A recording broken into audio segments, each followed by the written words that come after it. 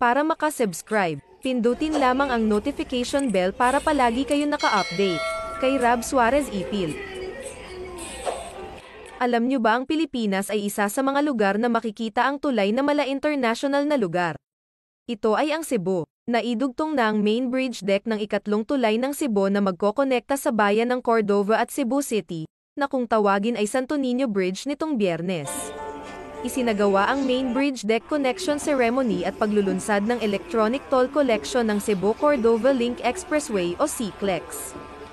Ang ikatlong tulay ay may 30 na bilyong piso budget sa ilalim ng public-private partnership sa pagitan ng mga local government units ng Cebu City at Cordova at ng Metro Pacific Tollways Development Corporation ni Manny Pangilinan.